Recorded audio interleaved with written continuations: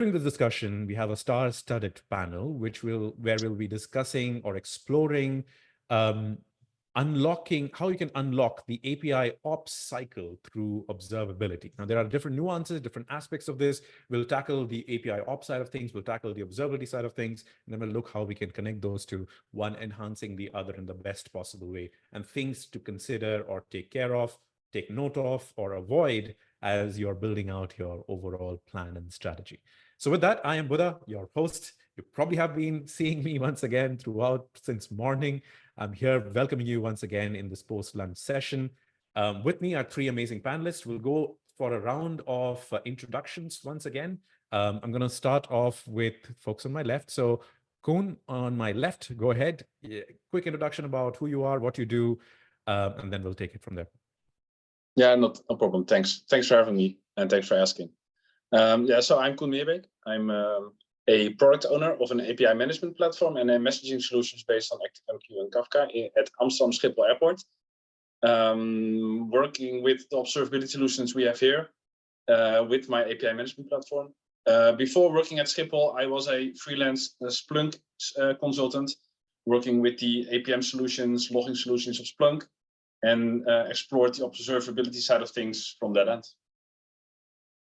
Fantastic. Great introduction. Thank you so much. Tom, over to you. Quick introduction of yourself. You're on mute. Yep. Of course, that's how I like to start every meeting. Hi, everyone. I'm Tom Rowson. I'm head of UX at Tyke. I have a broad interest in everything to do with the management of APIs through gateways. But I have particular interest in observability as part of the API ops lifecycle, because I think it's one of the fundamental building blocks of a useful, powerful, repeatable API ops lifecycle. Great. Thank you, Tom. Over to you, Marjukka. Hi, Marjukka Niininoja from founding partner at Osango, and I'm physically in Finland. And I've been doing many years, everything related to APIs, product management, and architecture. And yes, value and UX are also friendly things for me. And I hated the idea of observability when I first kind of encountered it. So not anymore necessarily, but that was my first take. Fantastic. Thank you. Let's kick this off. Obviously, I think there are some folks who are probably more familiar about the whole concept of API ops and API operations and API ops cycles a little bit more than the others. So for those who are sort of just getting started, if you had to sort of explain what API ops looks like, what is it in practice? What is it? What is the value around it? Why is that important? Maybe Marjukka, again, am I butchering your name, by the way? No, that's better than most. It's like, it doesn't sound Spanish or English, so you're good. All right, I'll take that then. Okay. Probably kick us off a little bit of an explanation, sort of a quick definition about what API ops is and sort of the importance of it in today's world. The kind of concept of API ops is, well, for most, it's similar to DevOps or almost the same as DevOps, but just for APIs. Basically automating your lifecycle management and getting metrics so that you have you can transparently see what's going on in your APIs, where of course observability is taking one step more. For me, and hopefully many of the people in the audience after this, it's a little bit more. So for me, the reason why I was creating the method APIOps cycles at one point in time was actually the reason that I saw that you didn't have enough of the kind of business and the value creation and the stakeholder involvement there. Like, basically, I wanted to see APIOps more like UX meets DevOps for APIs. So, yeah, interested to know what others are going to say about this. Let's head over to Tom. Thank you so much for that. Tom, your take on API ops. What do you see that sort of an explanation of what it is all about? Yeah, I very broadly agree with Marjukka's opinions of this, that it's not just like DevOps. It's not a narrow field. You could boil it down to development, deployment, and operation of APIs if you wanted to have it in rule of three. But I think it is a lot broader than that. Where I see the real value coming in is around the inclusion at an early stage of key stakeholders. Who are the people you're actually developing the API for? Don't just develop an API to a set of specs that you've got somewhere. Develop it to what people need. Understand your users. Take a UX approach to it, which means being, perhaps using the common methodologies we use around empathizing and so forth, using the design thinking cycle, which seems to be everywhere these days. But really extend beyond just the initial thoughts about how you're going to technically develop this thing into how are people going to consume it, and also how are you going to make sure that you can run it well, and then baking in observability at an early stage. And we'll come on to this later on, but baking in observability at an early stage is a key element of enabling you to be able to run the thing properly later on. Great. That makes a very, very good segue into my question to Coen as well. I think from a observability standpoint, before we sort of merge the two together, tell us a little bit about your experience in terms of driving value-based conversations around observability. There are usually like a few different stakeholders that care about this. So based on those stakeholders, what would you say sort of some of the value drivers are for adopting observability practices?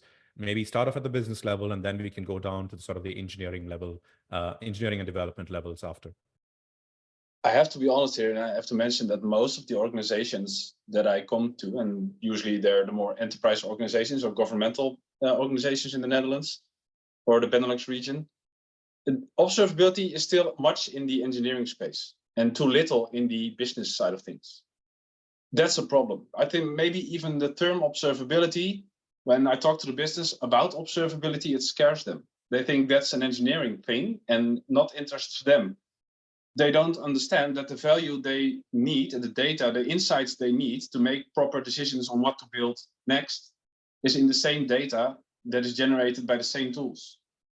So yeah, that's the most difficult thing I encounter, is that I need to explain to non-technical people a concept that they think is engineering and not insightful for them.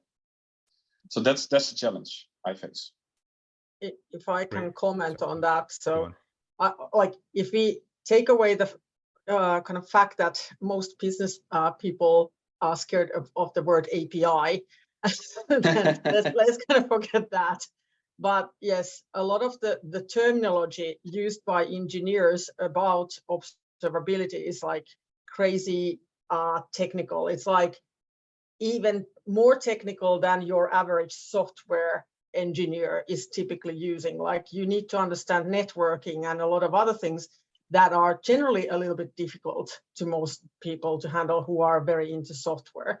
But I think, like, as an example from what you were saying, that I felt the first time I kind of got to the value of observability or anything like that, and at that time there was no word observability in the API space really, but was when we were launching a retail platform, and we were seeing weird things in the first launch. Like there were users who constantly failed with their shopping carts, and there was no apparently reason, and we didn't know what was going on because it was a very multi-tiered thing and everything. It was really complex to figure out, and we kind of had to fake a little bit of observability with the tools that we had at that time. And then like the devs were like, no, it's not a problem, it's only a few people sometimes having a problem. And then I was seeing it from other places that actually it was always the same users. With any device they were using, they were always having the problem. They couldn't, buy anything. And that is a business problem, like seriously. So it's maybe the way that we talk about it, or like the consequences and the KPIs. Like, is your KPI that people can actually buy using these APIs, or is your KPI we get 10% 500 errors or 400 errors or something like that, because that is fundamentally a different KPI. Yeah, and it is derived from the same set of data you have. And that's the brilliant thing. If you start about money or users lost or consumers lost, then it gets the business interested. I think it was an interesting point I think made before, where we were talking about how you can build observable platforms. I think there were a couple of metrics that came up quite quickly. One, obviously, you always, like you say, a lot of times people think about observability from the engineering metric standpoint and the engineering KPI standpoint. But from a business and product management standpoint, there are true product metrics that are driven based on what kind of practices from an observability standpoint that you have in place. So, and there is obviously cost implications for what you're measuring, what you're not measuring, and all of those decisions around it. So a question to you, Tom. I mean, you've got a little bit more of a holistic view on some of this stuff. How would you sort of blend the two? How do you bring the different stakeholders to an open conversation and make sure that value discussions are happening not in silos, but as an open discussion across the organization? Yeah, it's a good question. And it's a tricky one to answer. I don't think there's a single specific answer to that question that's going to be the magic bullet for everyone. And suddenly everyone's going to be talking to everyone else. It does help to understand the points of view of people. So we do design thinking exercises where we talk about empathizing with users. But actually what we should be doing through an ops cycle, whether that's DevOps, APIOps, or whatever, or it's SecOps, is to look at the value, or rather what matters, what really matters, what gets people up in the morning across the chain of people who are going to be delivering that solution. And by the chain of people delivering the solution, I don't just mean the developers and the test engineers and the SREs. I mean people who actually enable that process to happen at the first place. So from the top of the business downwards, what are the things that motivate people? What are the things they care about with respect to the development of this thing? You know, if it's an API, what's the CEO want to get out the development of this API? And you might say, well, it's the same thing for every API that we do, but actually it might not be. Revisit that, ask yourself that question, dig into it. What is the actual value that we want to see out of developing this thing? But also ask a developer, what's the value they want to see? What would a successfully developed API look like to a developer? To them, that might be really, really well linted. It might be that the code quality is as good as it can possibly be, which means they've demonstrated the best of their abilities and they've had the time to do that. For a tester, it might be that they can actually dig into test use cases and get valuable results out of them. And I know we're almost on the edge of talking about this, how observability helps that. I think it can help all the way across, because once you understand the value that you're looking for out of developing this API, you know how to start measuring it. And you can get a sense of, what do I want to observe about this API during its development, in terms of performance during the development phase, but also once it's deployed, how is it behaving in the real world? I have to comment on that, because that was actually the one thing that was the reason why I started the APIOps cycles method, because I wanted to put the customer journeys, the value proposition canvas and the business models into the API design to get that collaboration, to get people to talk who don't normally talk about APIs. And yes, I got some hate from developers sometimes over it, but actually they like it once they get into it too. But the metrics is important to bake in there. And I think to your point, Marjukka, about liking it once they get into it, I think that's because they can see that people care about their opinions as well as them care about other people's opinions. I'm going to come to you, Coen, on this point as well. I'm wondering, I think you mentioned that from the kind of clients you have right now, it's primarily seen, the observability is seen as very, very engineering thing. So if you had to bring people to that table, I think we spoke about that with Tom, but who would you say sort of owns that responsibility of making sure that communication of value is done within organizations with the key stakeholders? Do you see it as a responsibility of an individual team that's doing that? Or is that something that a sort of an observability champion does that in an organization? Who is sort of responsible for making sure that people are sort of on the same page? Maybe there's an answer, maybe there isn't, but who would you say could drive this conversation further? Multiple people usually who collaborate together on this, because you need a observability expert, champion, whatever you call it, to make sure you get most value out of the tools and the data you store every day. But there's also a product manager, product owner, who makes the decision to build a certain API. And I hope he or she uses the data that gets generated by the observability platform, be it things that work, things that don't work, and maybe even opportunities for things to develop next. Sometimes, especially at my organization now, budget is allocated based on the value you get out of your platform. And if your API drives value to the platform, it eventually also impacts the budget you get next quarter, next year, to develop the platform further. So there's a real incentive for you as a product person, or at least a budget responsible person, to make sure that you can show to the business what the value of your platform is, including the APIs that are included.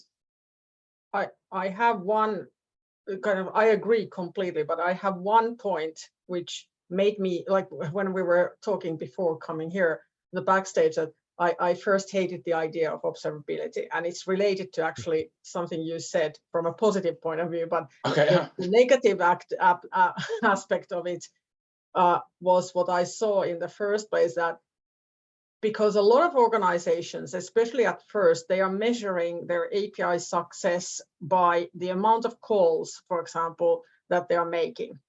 And now we know, if we are into the API scene, that you can make a really chatty API and a really shitty, experience for the users with a lot of calls being made, while that doesn't actually create value.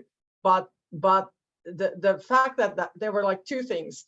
Either you kind of measure the wrong thing because it's just the easiest thing to measure, and you call that observability, or you are basically having a bunch of really bad APIs out there, and you're kind of trying to save the day by just introducing observability, because the promise, especially in the early days, was that now you can see all the things that are flying in your network, and you don't need to worry so much because observability is here to save you. And I almost saw that as a counterintuitive thing against design first and design, enough and well to avoid that. So just my opinion. I don't know if anybody else has seen this, heard this, or thought of this. I would very strongly agree with that. I've worked in products which weren't about APIs, but had a similar relationship with observability, which was, if we can just get a dashboard together, and we can get this KPI to go up and this KPI to go down, we'll be absolutely fine, and everything's absolutely great underneath the surface. Dashboard to the rescue, always. And that use of observability is a blunt instrument without any real intelligent thought behind the analytics of those numbers. It can be a really, really negative thing, and it can put people off this, and they can have a bad experience with observability, but not seeing that when it's implemented it correctly in an intelligent way, that it unlocks so much that isn't that, that blunt instrument dashboard that just says green equals good, red equals bad. Not necessarily. Maybe a little bit unrelated, but that's why I'm so happy with the open telemetry things that are going on, that you can unlock the value of the data to multiple systems, and you're not tied to the tool that a engineering team uses, because then you can say, okay, this type of data is so relevant for the business, let's put it in the Excel sheet of the business. No, just joking, but let's put it in the solution that they use to create their own insights, right? Just a small sidetrack.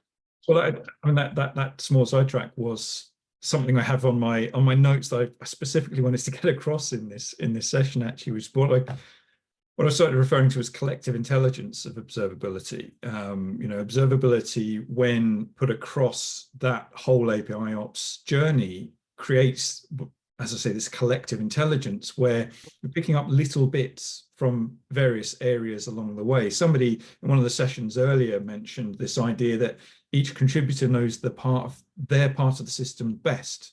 They understand their signals. They know what good is, and they also know what alarming is. That other people might go, oh, it looks like it's bumping along happily, and they might go, oh, no, that means everything is about to go completely wrong. And you know, to Coen's point about the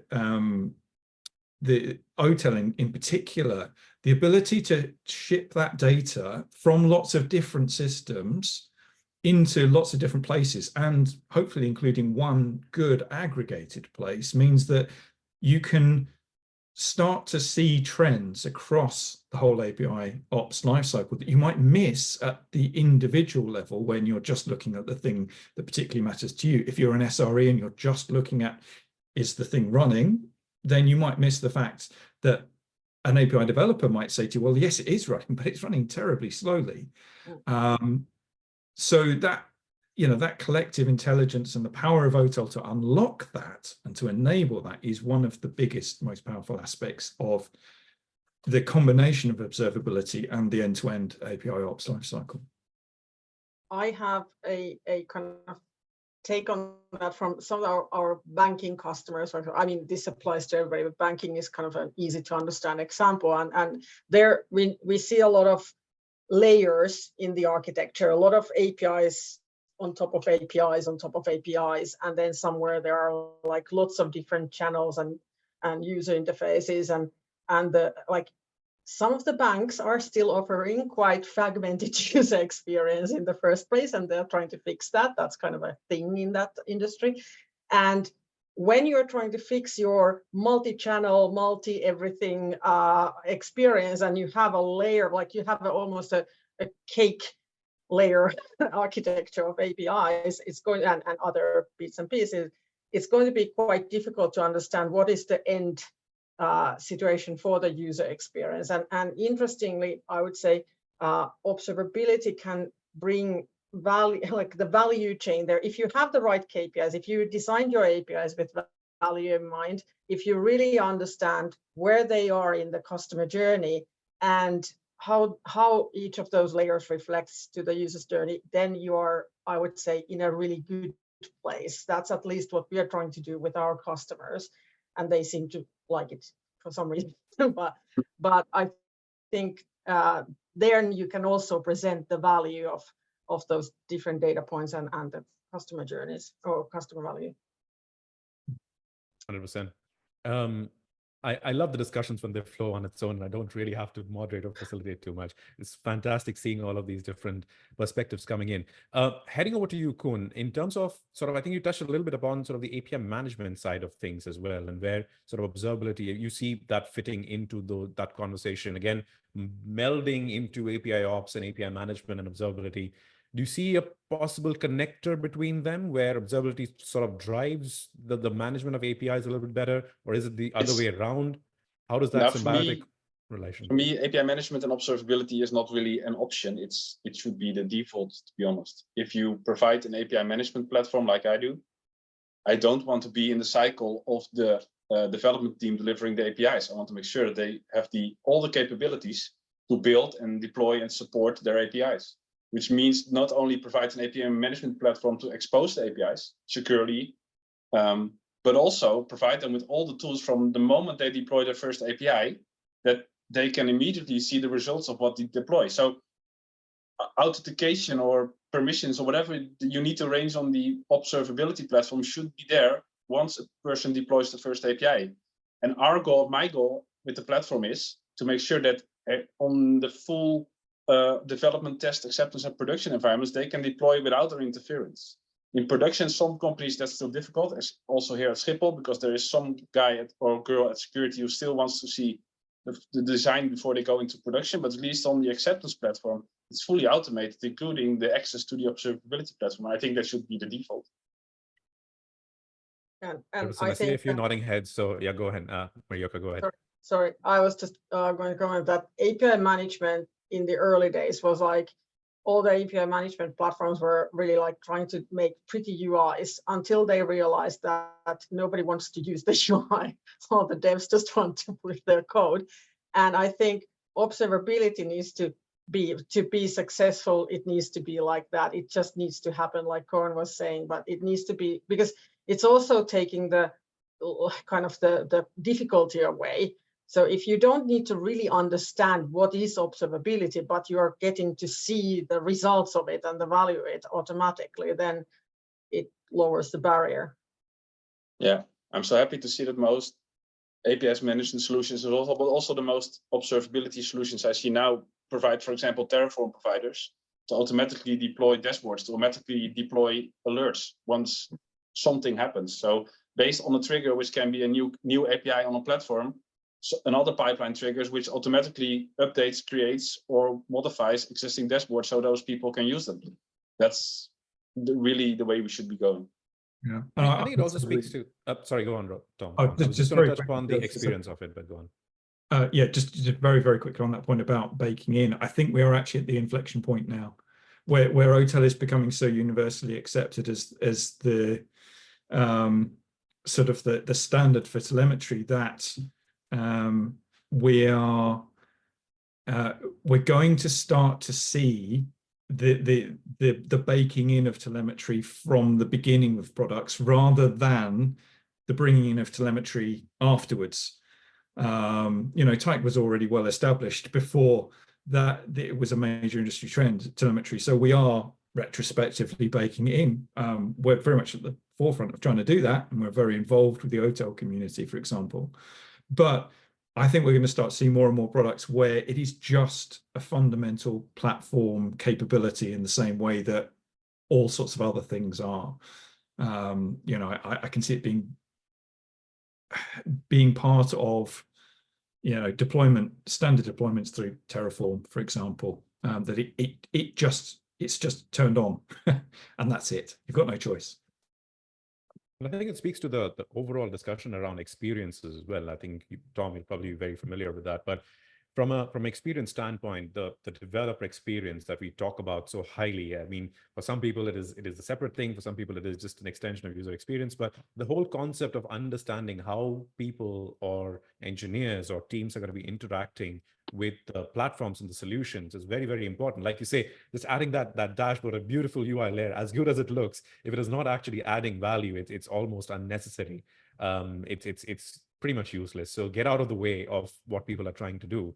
And I'm sure there is sort of the ops equivalent of that, somewhere around the ops experience side of things. So maybe if you're going for the umbrella term around APIs, the API experience side of things, where you really need to consider that end-to-end journey, not just what an engineer is doing, what developer is doing, what an operations person is doing, but also at a business level. How do you bring it all together, show that value, and ultimately be united by the goal that you're trying to achieve as a business and not just at individual levels? And I think, like Tom, you mentioned before, OpenTelemetry as an open standard that potentially can bridge that gap very nicely because it has all of those potential connectors across the entire ops cycle, as well as at a slightly higher level to be able to do that, which is great.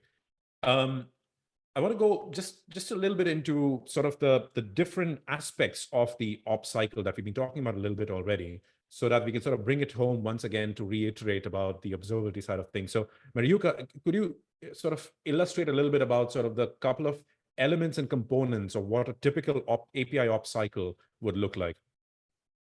Well, my take again on it is that you would have the requirements discussed and the kind of the non-functionals too. So Agile taught us that we don't need non-functionals, we just need user stories. So let's get back to a way where we actually discuss how much capacity and how much availability and other things we actually need to support our APIs, but let's do it in the way that everybody can participate. It's a more of a business discussion than how many transactions or calls or something you're going to be making. So that's kind of why I put those canvases and things in the APIOps cycles method to facilitate that discussion. And I think it works well for the observability here. But then, of course, somebody is going to plan the kind of architecture, data models, API endpoints, and then you're going to develop some code at some point. Hopefully testers are testing or developing their testers, and then you're going to push stuff into the environments, and then you're going to hopefully see something working. And then actually the fun starts, because this is where a lot of bigger complex organizations are having already their first problem, because of the different environments and different things happening in different environments. And then you start having these like services calling each other, and then you start having complex issues, why things don't work and so forth. And then, okay, you get over that and then you get to production, but you should be able to measure those things that you decided, for example, for developer experience, for business things, for technical capabilities, that you decided in the beginning. You should see those metrics and you should learn from them, and you should develop. That's kind of baked in the APIOps cycles, pretty much like Coen was making the point that hopefully you're developing your APIs based on what you are seeing in real life happening. Great. Coen, I think I'm going to come to you really quickly. In terms of, let's say we're getting started today. I think, how would you start off thinking about observability from the APIOps life cycle that I think Marjukka just described? So you're starting off considering your observability strategy. What are you planning on a day one versus what are you planning for, say, a day 1,000 or day 100? So at day one, because there's two schools of thought. For some people, you want to have adequate amount of data. For some people, you want to store all sorts of data because you never know what is going to be valuable at what point of time. So how do you sort of decide and choose at the beginning what is likely to be the most valuable thing? Do you trick out everything, or do you have specific things that drive that decision? I need a little bit of time to think about it.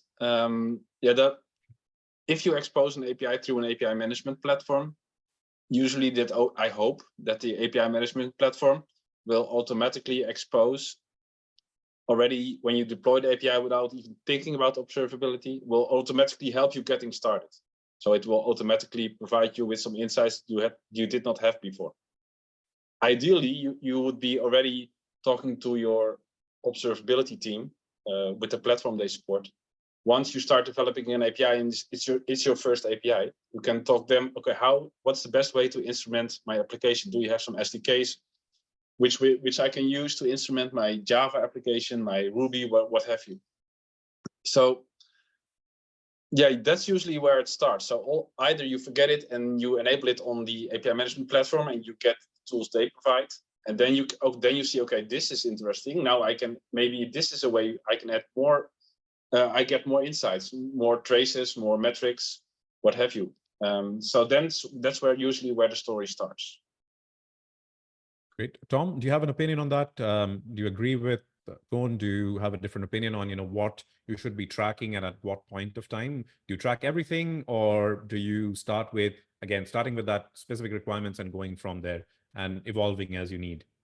What's your take on that? Definitely evolution. I don't think you can hope to understand what you're going to need to track in the future every time. There are certain things that obviously you should track, but as Coen says, it's very easy to deploy an API through an API system, which will give you the basic metrics that you need to start with. And I think we're well evolved enough in the industry to know what a lot of those metrics are. You're looking at red metrics or golden signals, and usually a few other little bits and pieces, throughput over time, popularity, and those kinds of things. So often systems will come with the basics that you need to get started. And having those basics, as exactly as Coen said, will trigger conversations amongst the rest of the business. If you say to someone, hey, look, I've got these metrics, quite often what you hear back is, yeah, that's great, but I also want to know this. And that starts another conversation. So how are we going to get that? And then that starts another conversation. And it is very much a process of evolution based on demand.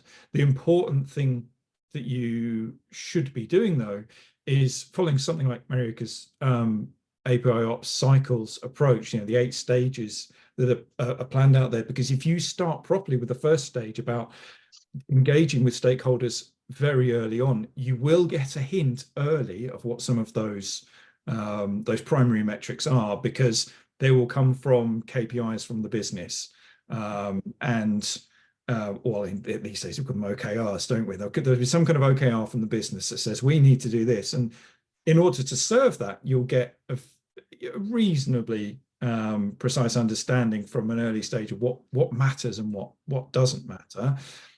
Then it's a job of joining up the data that you can get out about your APIs and how the platform's behaving with the actual thing, the metric you're trying to measure, because often those two don't line up, and there's a little bit of intelligence required to join up the dots between the two. If I can add to that, within my company now, we have a API management platform, which is my responsibility. We have a container platform, which is another team, and we also have an integration team that has a separate platform engineering team. Those platform engineering teams provide templates on how to onboard as quickly and as nice as possible on all those platforms, be it building an integration, which needs to connect to an API, be how to deploy it as most efficiently to the container platform, which also provides observability capabilities onto the same platform, I hope. And then you have the API management platform. So usually those three, if those three connect correctly, then you're on a good start.